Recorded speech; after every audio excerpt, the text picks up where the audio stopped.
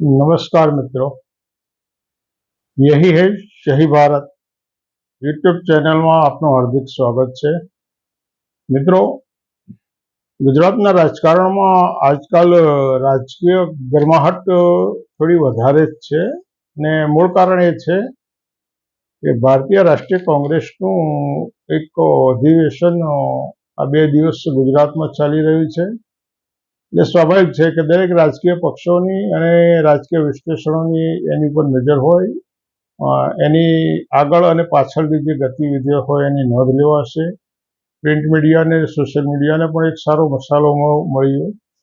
આ અધિવેશનની અંદર અનેક પ્રકારની વાતો થાય, ચર્ચાઓ થશે, નિર્ણયો થશે અને વ્યૂહરચનાઓ ઘડાશે, પરંતુ સરદાર વલ્લભભાઈ પટેલના સંદર્ભમાં થોડી ચર્ચાઓ થઈ। સરદાર વલ્લભભાઈ પટેલનું નામ જે રીતે બીજા પક્ષો વટાવી રહ્યા છે એની ચર્ચા થઈ, રાષ્ટ્રીય સ્વયંસેવક સંઘની ચર્ચા થઈ, સરદાર વલ્લભભાઈ પટેલ અને જવાહરલાલ નહેરુના સંબંધોની ચર્ચા થઈ। આ સ્વાભાવિક છે, આ બધું થવું જરૂરી છે, કારણ કે આપણા ભારતના બંધારણે આપણને મુક્ત અભિવ્યક્તિનો અધિકાર આપેલો છે અને કોઈની પણ ટીકા કર્યા સિવાય પણ તંદુરસ્ત ચર્ચા કરી અને પોતાના વિચારો વ્યક્ત કરી શકાય। આજે આપણે રાષ્ટ્રીય સ્વયંસેવક સંઘના સંદર્ભમાં વાત કરી છે, પણ રાષ્ટ્રીય સ્વયંસેવક સંઘની વાત નથી કરવી। ફરી સ્પષ્ટતા કરી લઉં, રાષ્ટ્રીય સ્વયંસેવક સંઘના સંદર્ભમાં ચર્ચા કરી છે, તો રાષ્ટ્રીય સ્વયંસેવક સંઘની ચર્ચા પર્ટિક્યુલર એટલા માટે નથી કરવી। અને છતાંય રાષ્ટ્રીય સ્વયંસેવક સંઘનો થોડો આછો પરિચય પણ આપી દેવો જરૂરી છે, કારણ કે જે ચર્ચા કરવા જઈએ છે એ ચર્ચાનો વિષય આખો અલગ છે। છતાં રાષ્ટ્રીય સ્વયંસેવકની પરિચય આપવાની પણ હું વાત કરું છું, કારણ કે સમગ્ર ભારતનું આ એક એવું સંગઠન છે જે પોતાને બિન રાજકીય સંગઠન ઓળખાવે છે, જેની ભારત સરકારમાં ક્યાંય પણ નોંધણી થયેલી નથી અને ઓન રેકોર્ડ એની કોઈ મિલકતો ના હોય એવું સંગઠન પોતાની 200 કરતાં વધારે શાખાઓ ધરાવે છે અને વિશ્વનું એકમાત્ર એવું સંગઠન છે કે જેની અંદર ભાગલાઓ નથી પડ્યા। આટલી એની વિશિષ્ટતા સાથે એવા લોકોની વાત કરવી છે કે પ્રો આરએસએસ રાષ્ટ્રીય સ્વયંસેવક સંઘનું ટૂંકું નામ આરએસએસ છે, તો આપણે વાત કરવી છે પો આરએસએસ, એટલે પોર આરએસએસ એટલે આરએસએસ થી એડવાન્સ, આરએસએસ જેવું વર્ઝન કહી શકાય, એવા લોકોની વાત કરવી છે। તો એવા પ્રકારના લોકો રાષ્ટ્રીય સ્વયંસેવકને ઘણા બધા લોકોએ એને ખતરનાક સંગઠન અથવા તો ખરાબ ગતિવિધિઓની સાથે એની તુલના કરી છે, પરંતુ હું જે વાત કરી રહ્યો છું, જેના સંદર્ભમાં કહી રહ્યો છે, એ એવા લોકો છે કે એ ખૂબ ઘાતક છે। એવા લોકો કોઈ પણ સંગઠન કરતાં વધારે ઘાતક છે, માટે પ્રો આરએસએસ ની આપણે વાત એટલા માટે કરી છે કે આ લોકો કોઈ પણ ન કરતા હોય, કોઈ પણ પ્રકારના હથિયારો નથી ચલાવતા, કોઈ પણ પ્રકારનું દારૂગોળો નથી ચલાવતા, લાયસન્સ વિનાના શસ્ત્રો નથી ધરાવતા, અને છતાંય આવા લોકો વધારે ઘાતક હોય છે। કેમ કે આવા લોકો, જેને પ્રો આરએસએસ કહી શકાય, આવા લોકો સૌથી પહેલું કામ ભ્રમણાઓ ફેલાવવાનું કામ કરે છે। એમનું પોતાનું કોઈ સંગઠન નથી હોતું, એમનું પોતાનું વ્યક્તિગત અસ્તિત્વ હોય, એમનું પોતાનું કોઈ સંગઠન ના હોય, એમનું માત્ર પોતાનું વ્યક્તિગત અસ્તિત્વ હોય, છતાં આ લોકો ભ્રમણાઓ ફેલાવે। એવી ભ્રમણાઓની પહેલી વાત એ હોય છે કે સમાજ ક્યારેય સુધરશે નહીં। જે લોકો કંઈક તો હકારાત્મક પ્રવૃત્તિઓ કરી રહ્યા છે, જે લોકો પોતાના ગાંઠના ખર્ચે, પોતાના જોખમે પોતાના સમાજ પ્રત્યેની લાગણી છે અને કંઈ હકારાત્મક કરી રહ્યા છે, એવા લોકોના માનસિક રીતે હતોત્સાહિત કરવા માટે એવી ભ્રમણા ફેલાવવામાં આવે, એને હતોત્સાહિત કરવામાં, એને નેગેટિવ રીતે તોડી પાડવા માટે માનસિક રીતે, કે સમાજ તો ક્યારેય સુધરશે નહીં। એટલે જે કામ કરતા વર્ગ હોય અને એમાં જે ઉગતો માણસ હોય, જે આ દિશા વિચારતો હોય, એને માનસિક રીતે તોડી પાડવાનું કામ આ કરે છે। આ એક ખતરનાક પ્રવૃત્તિ છે। આ લોકો બીજી ભ્રમણા એવું ફેલાવે કે ભણીને કોનું ભલું થયું છે, એટલે જે બાળકો ઉચ્ચ અભ્યાસ તરફ જવા ગતિ કરી રહ્યા હોય એવા બાળકોને મોટિવેટ કરવાની જગ્યાએ એ બાળકોને માનસિક રીતે તોડી નાખવાનું કામ કરવામાં આવે। ભણીને કોનું ભલું થયું છે, ભણીને શું કરશો? આ જ લોકો એવું કરતા હોય કે ભાઈ જે કરતા હોય કરી ખાઓ, કરતા હોય ને કરી ખાઈએ, બીજું નવું ના કરે। એટલે તમે જે કંઈ, તમે ડોબા ચાલતા હો તો ડોબાચારી ખાઓ, ખાડા ખોદતા તો ખાડા ખોદી ખાઓ, તમે ગટર સાફ કરતો ગટર સાફ કરો, જે કરતા હોય કરી ખાઈએ, બીજું નવું કંઈ ના કરીએ. એટલે તમારે કોઈ સાહસ નહીં કરવાનું, તમારે કોઈ સિદ્ધિ મેળવવા માટેના પ્રયાસો નહીં કરવાના, તમારે પુરુષાર્થ નહીં કરવાનો, એવું આ કહેવાનું અર્થ છે. આ જે 3 બાબતો કહી, આ એક બહુ ખતરનાક બાબત છે. અને આ જ લોકો પાસે એવું કહે કે આપણે ઉગતાને પૂજીએ. આ દલાલો પાછા એવું કહેતા હોય કે આપણે ઉગતાને પૂજીએ. ઉગતાને પૂજવો એટલે કે જે માણસ સારું ખોટું કરીને પણ આર્થિક રીતે, સામાજિક રીતે બીજાને કચડીને આગળ વધતો હોય એવાને પૂજવા જોઈએ. આ 4 બાબતો ભ્રમણા ફેલાવવામાં આ 4 બાબતો છે કે પહેલા તો સમાજનું ક્યારેય ભલું થયું નથી, એ તમને મોટિવેટ કરવાની જગ્યાએ તમને હતોત્સાહિત કરે છે. બીજી બાબત કે ભણીને કોનું, જે બાળકો ઉચ્ચ અભ્યાસ તરફ જવાની ગતિ કરી રહ્યા હોય, જે દીકરીઓ ભણતી હોય, એને નાસીપાસ કરવા માટે અને આ એક દુષ્પ્રેરણા છે. કરતા હોય એટલે જે કંઈ તમે નવું કશું કરશો ને, મોટિવેટ તમને નથી કરવા, તમને હતોત્સાહી નાસીપાસ કરવા. પછી આમાં બીજો પ્રકાર એવો છે કે મનોબળ તોડનારા. તમે કંઈક કરવા જાઓ, નવું કરવા જાઓ, નવો વિચાર મૂકો એટલે તમને એમ કહેવામાં તમારાથી આ ના થાય. એટલે તમારી જે બૌદ્ધિક ક્ષમતા છે, તમારી શારીરિક ક્ષમતા છે, તમારી જે સામાજિક કેપેસિટી છે એને ઓછી આપવામાં, એકદમ ઓછી આપવામાં. ઘણા લોકો આવા હોય છે. આ લોકોને બીજા શબ્દોમાં એમ કહી શકે, આ છિદ્ર સંશોધન કરનારા લોકો કહે છે કે તમારી જે એબિલિટી છે, તમારી ક્ષમતાઓ છે એને ઓછી આંકી તમારાથી આ ના થઈ શકે એટલે તમને નાસીપાસ કરવાનું કામ કરે છે. આ લોકો આગળ વધીને શું કહે, આવું કરવાની શું જરૂર છે ભાઈ, આવું તમારે શું કામ કરવું પડે, આ કરવાથી શું સમાજને ફાયદો થશે, આવું કર્યું કોનું ભલું થયું છે, એમ કરી અને જે તમે નવું કરતા હોય, સારું કરતા હોય, એને તમને તોડી પાડવા માટેનો આ એક નેગેટિવ પ્રયાસ છે. બીજો, જે લોકો કાયમ સમાજ માટે કાયમ રાત દિવસ સતત નહીં પણ મહત્તમ સમજ આપતા હોય, પોતાના ગાંઠના પૈસે પોતાનો સમયનો ભોગ આપતા હોય, પોતાનો ઉર્જાનો એમાં ભોગ આપતા હોય, એ લોકોને નાસીપાસ કરવા અથવા તો બીજાઓ એમાંથી પ્રેરણા લઈ અને એની સાથે ના જોડાય, એમનો કારવા ના બને. એટલે એમ કે ભાઈ એ તો એમનો ધંધો છે, એ તો એમનો ધંધો છે. જે તો ખાસ તો જે કર્મશીલો જે કામ કરતા હોય એના સંદર્ભમાં એમની પીઠ પાછળ રહી અને પછી એવું વિધાન કરવું જોઈએ તો એમનો ધંધો છે, એ તો નવરા છે તો કર્યા ખાય. પછી એમને આગળ વધે એના એ જ દલાલો એવું કહે ભાઈ એ તો એમનો તો દુશ્મન ઊભા કરવા છે, એમનું કામ શું, એ દુશ્મન ઊભા કરવાનું કામ છે, આપણું કામ નહીં. જ્યારે તમે કોઈ સત્ય રજૂઆત કરો, તમે કોઈ સાચી વાત રજૂઆત કરો, તમે કોઈ પણ વ્યક્તિ હોય જે ખરાબ કરી રહ્યો હોય એને રોકવાનો પ્રયાસ કરો, એટલે એને બીજા શબ્દો બોલવામાં ભાઈ આ તો તમે દુશ્મન ઊભા કરવાનો ધંધો કરી રહ્યા છે. આગળ વધીને એમ કહેવાનું ભાઈ આપણાથી એમનો વિરોધ ના થાય.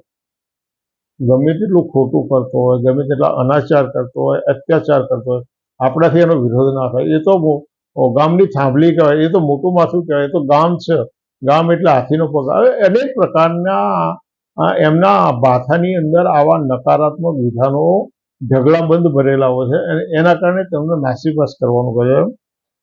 આ જ લોકો આગળ વધી અને બીજાઓને રોકનારા હોય. આ લોકો છે બીજાને રોકવાનું કામ કરતા હોય. તમને તમારા કામમાં તમે સારું કામ કરતા હોય તો તમને કોઈ 5 રૂપિયા આપતું હોય તો એવા લોકોને ડાયરેક્ટ ઇનડાયરેક્ટ વે એમને એનું ઘર આની ઉપર ચાલે છે, એનો તો બીજો કોઈ ધંધો નથી, એ નોકરી નથી કરતો, એ નોકરી કરે એની ચાલુ નોકરી હોય છતાં નોકરી જતો નથી, એને પગાર નથી મળતો, એને આમ થાય છે, એ તો એના તો બીજા આવા ધંધા છે, એમ કરીને આનો ફંડ ના અપાય, આને પૈસા ના. એટલે તમને જે લોકો મદદ કરતા હોય એ મદદ કરનારને આ રોકવાનું કામ કરે છે. અને આવા તમારી સાથે ગ્રાસરૂટ ઉપર આવતા લોકોને પણ આ રીતે આ લોકો રોકવાનું કામ કરે છે. પછી આમાં બીજો એક પ્રકાર છે હિંસાસભર સલાહકારો. હિંસાસભર, તમને જે સલાહ આપે ને એ સલાહ તમને મોટિવેટ કરનારી ના હોય પણ તમને નાસીપાસ છે હિંસા. આ લોકો તમને એવી સલાહ આપશે ભાઈ સેવા તો સર્વોના પૈસે જ થાય. શેડ્યુલ કાસ્ટ અને શેડ્યુલ ટ્રાઇબના અંદર આવી એક એવો ચોક્કસ લોકો છે એ તમને એવું કહે કે ભાઈ સર્વોના પૈસે જ સેવા થાય. એમના પેટમાં પેસીને પગ લાંબા થાય, એમના પેટમાં પેસીને પગ લાંબા થાય. એટલે તમારે કંઈ કરવું હોય તો પહેલાં એમની અંદર ઘૂસી જાઓ, પહેલાં એમના થઈ જાઓ અને પછી તમે પગ લાંબા કરો. આ બહુ ઘાતક બાબત છે. તમે પહેલાં કોઈના એના પોતાના થઈ જાઓ, એના અંગત થઈ જાઓ, એને વિશ્વાસુ બનો અને તમને વિશ્વાસઘાત કરવાની તમને વિભીષણ બનવાની ઇનડાયરેક્ટ સલાહ આપવામાં આવે છે. એમના પીઠમાં બેસીને પગ લાંબા કરવાનો એટલે તમારે વિશ્વાસઘાત કરવાનો, એની પીઠમાં ખંજર મારવાની વાત હશે. આપણે હવે તમને એવી સલાહ અપાય કે આપણે જો એવું સ્થાન મેળવવું હોય તો પછી આપણે એમની જોડે જવું જોઈએ. એટલે એમની જોડે બેસવું હોય, એમના જેવું થવું હોય, એની પાસે સ્થાન મેળવવું હોય તો એ જે કરતા હોય, જેવું કરતા હોય, સારું કરતા હોય, ખોટું કરતા હોય, એમની સાથે જવું પડે. એટલે મેં તમને ભ્રમણા ફેલાવનાર લોકોની વાત કરી, મનોબળ તોડનારાઓની વાત કરી, બીજાઓને રોકનારાઓની વાત કરી, હિંસાસભર સલાહકારોની વાત કરી. પણ એક પાંચમો પ્રકાર એવો છે કે એ લોકો છે ને ખુલ્લા મનુવાદના સમર્થક હોય છે. આ લોકો ખુલ્લા મનુવાદની જે કંઈ ખરાબ બાબતો છે, અંધશ્રદ્ધા ફેલાવી, અસમાનતાનું અનુમોદન કરવું, વર્ણ અને જાતિ પ્રથાનું અનુમોદન કરવું, અને બીજી અનેક બાબતો એવી છે કે જે માનવનું ગૌરવનું હનન કરતી હોય છે, માનવીય ગરિમાનું હનન કરવું છે, માનવની માનવ તરીકેની તુલના નથી થતી, માનવનું માનવની એની ગરિમાનું જતન ના થતું, એવી તમામ બાબતોનું આ લોકો ખુલ્લા એ શબ્દોના અનર્થ કરી અને એનું સમર્થન કરતા હોય. કઈ રીતે કરતા હોય? તો વર્ણ વ્યવસ્થા એ વિભાજન છે, તો કઈ ના ભાઈ એ વિભાજન ના કહેવાય, તો વ્યવસ્થા છે. આ દલાલો કોઈ એમ કહેતા હોય કે એમ કહો ભાઈ આ વર્ણ વ્યવસ્થા, તો અમુક દલાલો એમ તમને કહેતા સાંભળવા મળશે કે તો પહેલા આપણા માણસોએ આવ્યા યજ્ઞ પવિત્રતા સ્વીકારે, આપણા લોકોએ શિક્ષણ મેળવવાનું વ્યક્તિ ના કહ્યું હતું એટલે આપણને ભણવાના છે. એટલે આ દલાલો બીજા શબ્દોમાં ડૉક્ટર બાબા સાહેબના સંદર્ભમાં આ દલાલો એવું કહે કે બાબા સાહેબને તો બ્રાહ્મણોએ જ ભણાયા છે. આ દલાલો મનુવાદનું સમર્થન કરવા માટે કેટલી નીચી કક્ષાએ જઈ શકે છે કે બાબા સાહેબને તો બ્રાહ્મણો જ ભણાયા, અને બ્રાહ્મણો ના હોત તો બાબા સાહેબ ભણી ના શક્યા, અને બાબા સાહેબ ભણી ના શક્યા હોત તો આપણને જે લાભો મળ્યા છે, અનામત મળી છે, આપણને બીજા કાયદાકીય બંધારણ જે અધિકારો મળ્યા છે એ ના મળી શકે. આ મનુવાદના ખુલ્લા સમર્થકો આ દલાલો પાસે અનેક પ્રકારની નકારાત્મક તર્કો છે, એમની પાસે નકારાત્મક વાતો છે, અને આ લોકો એવા ઉપજાવી કાઢતા હોય છે, એવા તર્કો ઉપજાવી કાઢી અને મનુવાદનું ખુલ્લું સમર્થન કરતા હોય છે. આથી પણ આગળ વધીને એક બીજો એવા છે કે એ ચાંપલુસી સમાજ, ચાંપલુસી. આ લોકો ચાંપલુસી કરવાની અંદર આ વિશ્વની બીજી તમામ પ્રજાતિઓને છે ને બાજુ પર બેસાડી દે. ખુશામત કઈ રીતે કરવી, એમના ચરણોમાં કઈ રીતે, એમના પગ કઈ રીતે ચાટવા, એમના તળિયા ચાટવા, એમના પછવાડા હોય, કેમની જીભ ફેરવવી, એની અંદર આ લોકોની માસ્ટરી હોય છે. અને એની પાસે તમે જ્યારે ખૂબ એમની નજીક જાઓ, એમને અનુભવો જુઓ, અને પછી તમને ખ્યાલ આવે કે સાલું આ લોકો તો કોઈ વિશ્વની કોઈ પણ યુનિવર્સિટીની અંદર પીએચડી મેળવ્યા સિવાય આમની પાસે તો અનેક પીએચડીની ઉપાધિઓ છે, આમની પાસે પીએચડીની અનેક ડિગ્રીઓ છે. ચાપલુસી કરવાની આમની પાસે એટલી બધી જુદી જુદી, તમે જ્યારે તમે એમનો પ્રત્યક્ષ તપાસો અને જુઓ પછી તમને એમના રોજે રોજ નવા નુસ્ખાઓ એમની ચાપલુસી કરવાના જોવા મળે. કોઈ વાંકો વળીને ચાપલુસી કરશે, કોઈ બે હાથ જોડી ચાપલુસી કરતો હશે, કોઈ શબ્દો દ્વારા ચાપલુસી કરતો હશે, કોઈક સામેથી ઓફર કરતો હોય ફલાણા ભાઈ ફલાણા વ્યક્તિ તમારા ઘેર દાંતર નાખી દઉં, તમારે આ કરી દઉં, તમારા આંગણા બહુ કચરું પડ્યું હતું, તમારા ખેતરમાં આ ચાપલુસી કરવાના આમના જે આ જુદા જુદા પ્રકારો છે. એટલે આ બધા જે લોકો છે આ પ્રો આરએસએસ એક તો જે એની પ્રવૃત્તિઓ ચાલી છે એ મોટે ભાગે તો સમાનતાનું સમર્થન કરતી, વર્ણ વ્યવસ્થાનું સમર્થન કરતી, જાતિ પ્રથાનું સમર્થન કરતી એની જે પ્રવૃત્તિઓ છે એની કરતાં પણ આ લોકો જે છે પ્રો આરએસએસમાં જે લોકો આવે છે એ લોકો સૌથી વધારે ઘાતક છે.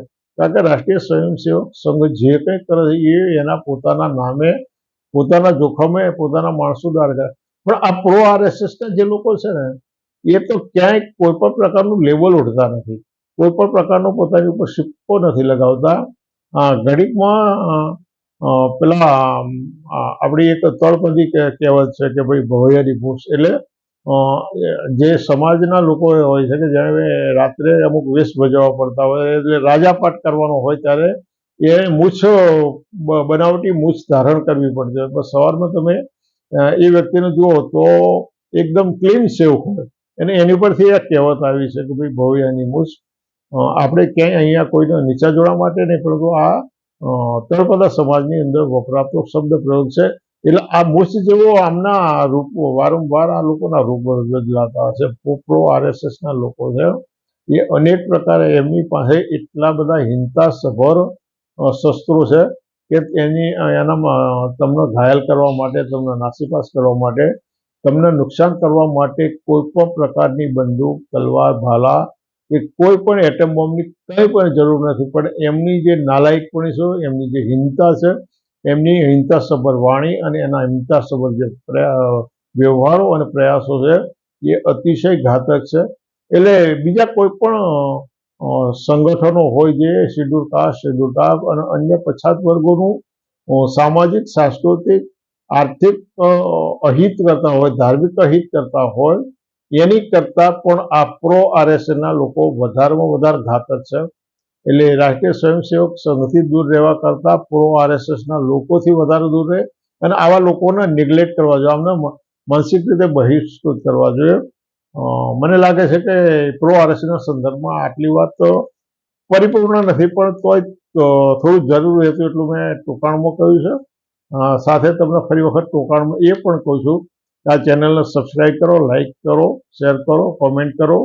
અને આ બધી વસ્તુ કહેવી એ મારા એકલાનું કર્તવ્ય ને આપણું કર્તવ્ય છે. આપણે સાથે મળીને આવી બાબતો ઉજાગર કરીએ અને એમાં તમારો સહયોગની જરૂર છે. ને એ સહયોગનું પહેલું પગથિયું આ ચેનલને સબસ્ક્રાઈબ કરો, લાઈક કરો, શેર કરો અને તમારા વિચારો ફરી આ જ બાબતમાં મને જણાવશો એવી અપેક્ષા રાખું છું. અત્યારે મારી વાત પૂરી કરું છું.